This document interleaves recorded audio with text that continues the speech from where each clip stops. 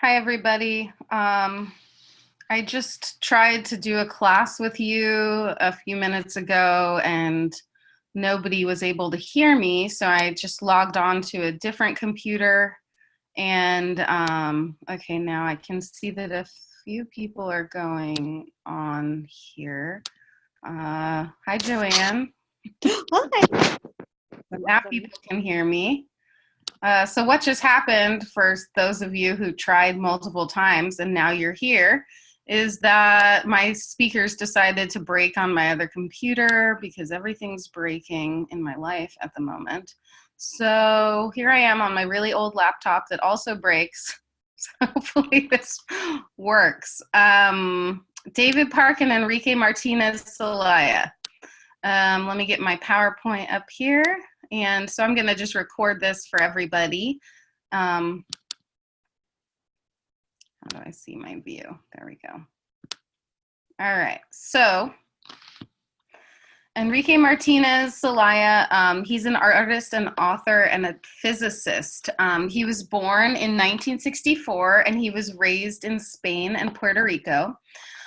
He was born in, raised in Spain and Puerto Rico, and then he started painting underneath a painter as an apprenticeship when he was 12 years old. So that began his formal training as an artist, but he carried out his education and he received he studied applied and engineering physics at Berkeley and then pursued a doctorate degree. And then he decided to abandon his physics degree in order to become an artist. Then he attended Skowhegan School of Painting and Sculpture, which is a very renowned school. And they also have a pretty renowned artist residency. If you're interested in artist residencies, Skowhegan is one of those that you should apply to. He studied at Skowhegan painting and sculpture, and then he got his master's of fine art there. And then he he taught at Pomona College, and then he taught at Claremont Graduate University and also at the University of Nebraska. I believe now he lives and works in Culver City.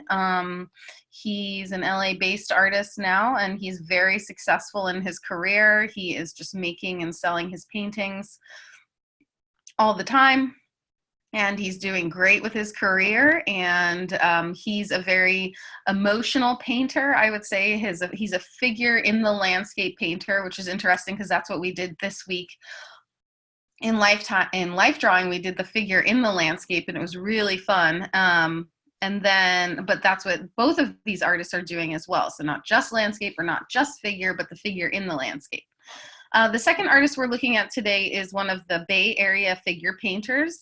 So this was during the AbX movement, abstract expressionist movement, where abstract art was the most cool and important thing happening in New York City, while this group of artists in San Francisco was still saying, hey, you know, the figure is still important.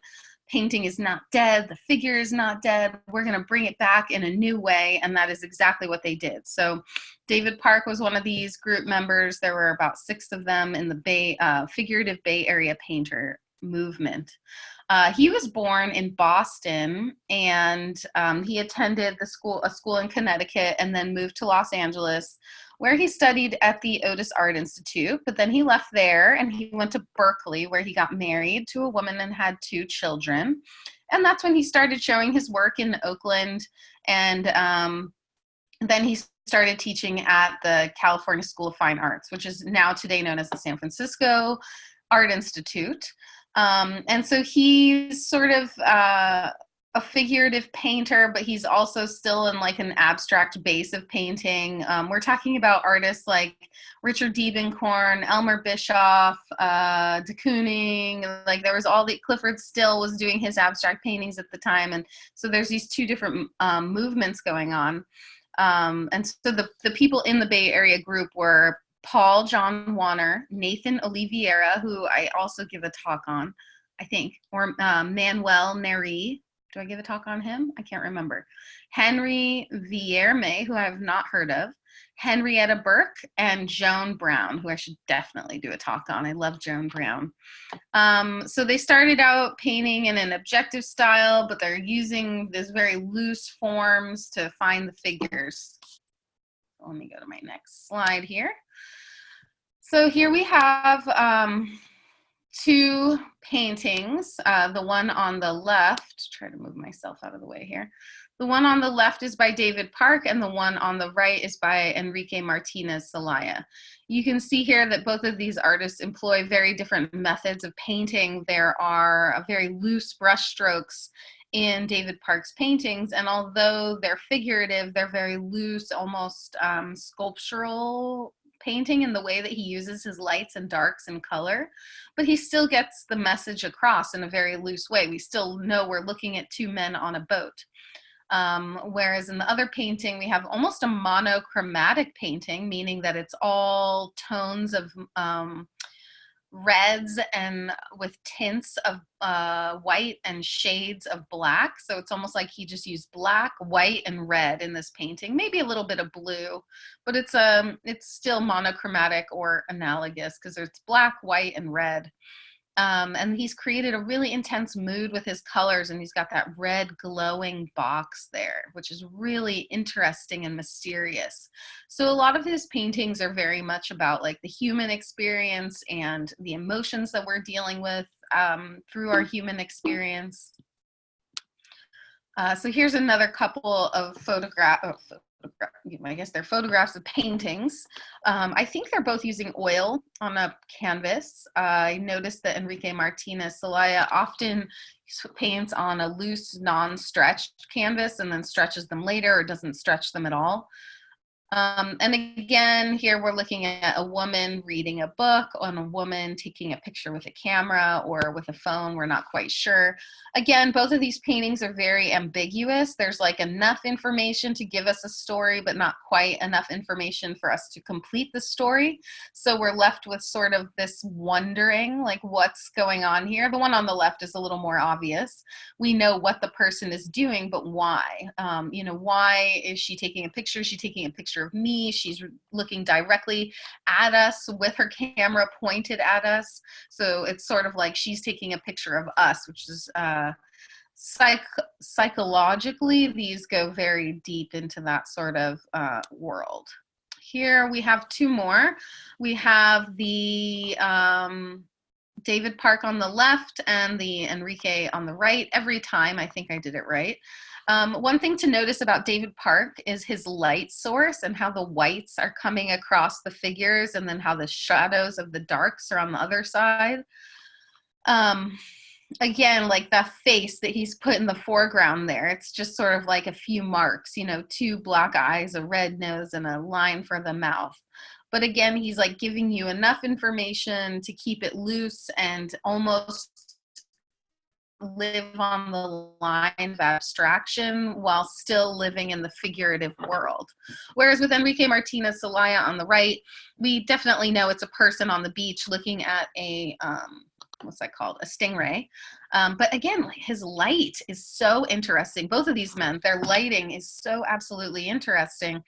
Here you see the orange from coming through the clouds, like the sun's coming down, and it's just illuminating this whole area, including the stingray here. And again, we have the light from David Park coming from the left, no, just kidding, from the right to the left, which is also very interesting. So they're loose, they're painterly, they're about emotion, they're about human life. They're telling different stories. They're using light as a helpful medium. We have scenes of beaches and families and dogs, and you know, we kind of get the feeling, the much more modern family feeling on the right, whereas the ones on the left, there's not too many clues as to what time period this is, except for that we know that the woman's wearing a bathing suit and there's sort of like a t-shirt, so it's obviously not from the 1500s or something. Plus, painting wasn't that loose then. So as time progresses, we see that painting becomes more and more like paint and less trying to look like a photograph. with the invention of photography, that allowed painters to say, okay, well, we don't need to paint portraits anymore because we have photography. We don't need to create exact lifelike portraits. We can use this paint as paint and make it thick or thin or loose or tight. So that's what photography really had a huge effect on painting. And this is an example of it. Like David Park is a product of photography changing the way that we use paint. Another couple of very lovely pieces sort of in a red theme here. Now, in this one on Enrique Martinez Celaya, he only has a landscape here. There's no figure in the landscape, but there's still the human pathway here. So even though the field of flowers is personless, there's still this sort of like plowed area here, unless it's a river, but I think it's a pathway that leads us to believe that there were people there at one time. Again, you can see he uses the yellows and the whites as his light source to sort of tell you where this, and he has a lot of weird evening times of day, sort of that like, what do the photographers call it? Power hour, magic hour, something like that. And then over here on the left, we have a party, a much, you know, I don't know if it's happier. I think a field of flowers is quite happy too, but you can tell that people are celebrating and dancing. And this is very much about the life and times of, you know, what's going on in the Bay Area at the time, and the lighting and the mood and the fun and all these things that are going on. But again, almost abstract, like so loose that they're almost abstract. Although this one I'd say is a little tighter than the others. These two, I love these two pieces. I think they're so beautiful. I love train paintings too. So if you're ever on the train, you should try to scribble the person across from you. Although sometimes people get mad. I've done it many times, and sometimes people get upset, but whatever. I do love this little moment of her sort of whispering in the other person's ear there, and they're having their little train moment. There's a lot of really beautiful things that happen on trains. There's a lot of gross things too, but you know, this is one of those sort of moments where you're on the train with someone and you're just having that conversation between the two of you.